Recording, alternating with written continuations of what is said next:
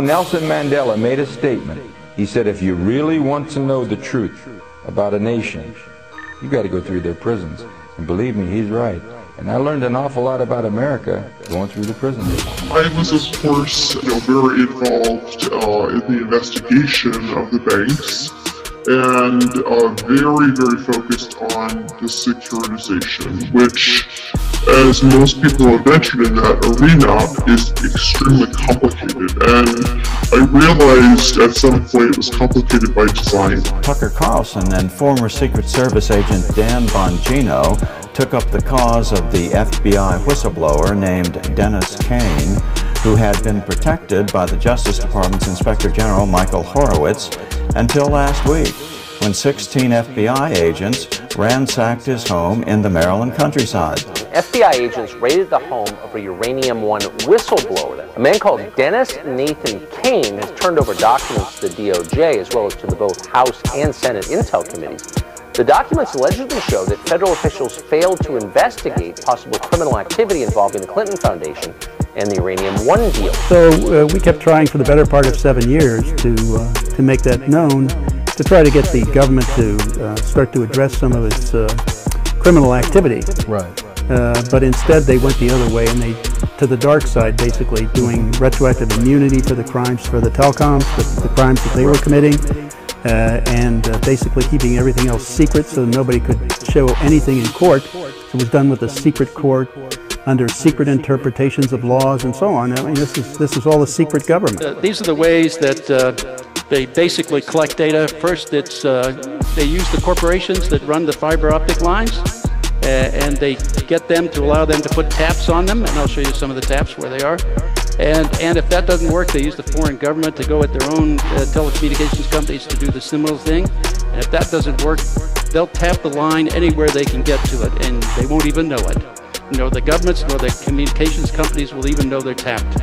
I went into the State Department Near East section and found there was not one single Palestinian, not one single Muslim, not one Christian Protestant, not one Roman Catholic, not one plain old American, whatever, from corn pumps.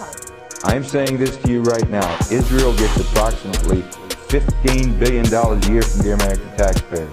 That $15 billion is $30,000 for every man, woman, and child. People in my district are losing their pension benefits. So I was targeted big time. By the Israelis. The Israeli Supreme Court looked at the evidence, could not refute it, and it came from the Justice Department.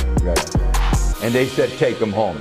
I brought him home, and he was bombarded ever since. You don't typically raid a whistleblower's house. The whole idea of being a whistleblower is you're providing information voluntarily to assist law enforcement or the government. Why you would raid the house is puzzling to a lot of people. Once I uncovered the fact that the fraud was in part deceived semantically, so meaning that they were using sophisticated terms and a process to cover up what was really happening behind the scenes. PRISM is really the minor program. I mean, the major program is upstream. That's where they have the fiber optic taps on hundreds of places around in the world. That's where they're collecting off the fiber line all the data and storing it. There's a number of NGOs that have operated abroad, many of them going after regime change. The National Republican Institute, chaired by the International Republican Institute, chaired by John McCain, the National Democratic Institute, chaired by Madeleine Albright. Every single person in all of those offices were either Zionist, Israelis, whatever, and they had pictures all over the wall of Israel, Israel, Israel. They had magazines, Israel Today. You know, I was given a copy of one. But I believe that Israel has a powerful stranglehold on the American government. They control both members of the House and the Senate. They have us involved in wars of which we have little or no interest. Our children are coming back in body bags. Our nation is bankrupt over these wars. And if you open your mouth, you get targeted. And if they don't beat you at the poll, they'll put you in prison. They unilaterally tapped lines between their data centers when they transferred data to back it up and so on. They got everything they had, and they didn't know it. And PRISM was only one small input to the data that NSA was collecting. They moved away from targeting the groups that were doing bad things, or militaries, or governments, things like that, into collecting information on every individual in the world. Right. I mean, when you do that, not only do you make yourself dysfunctional because of the volume of information, but you're also creating this totalitarian process and spreading it around the world, which is infecting all the democracies. Tucker, listen, the people involved in this Uranium One case, the Rosatom and the 10X case, are all people who are knee-deep in the Spygate saga. That's just a fact. That's not a conspiracy theory. It's just true. Rod Rosenstein, the Deputy Attorney General, was the prosecuting United States Attorney on the precursor case to Uranium One. I asked one of the women, after having gone through about 4 or 5 of these offices, I said, because I was pretending like I really, wanted, I was just kind of wanting to know where the Palestinian office was. She said, well, we handle all of that. We handle all of that.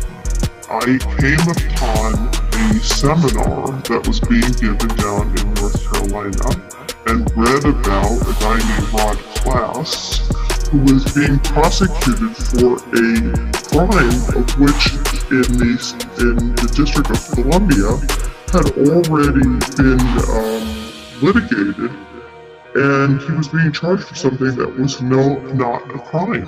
They're controlling much of our foreign policy. They're influencing much of our domestic policy. Wolfowitz, as Undersecretary of Defense, manipulated President Bush #2 back into Iraq.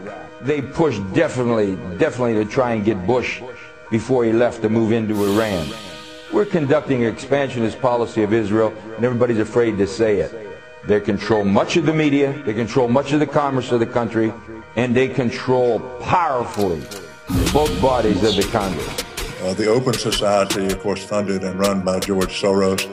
And if you go down the list of those that have been most worrisome to those whose governments have been upset by this, you found that common sort of pro-Israeli staffing throughout all of them. CNE, computer network exploitation, that's where they're implanting either with hardware or software both into switches and servers around the world, and they can make them do anything they want because they own them. They basically own the network. And this is the State Department, the Near East, the part that handles Israel, Jordan, all of these. Egypt. Yeah, the Near East section. It was just totally dominated by Totally. Israeli. Totally.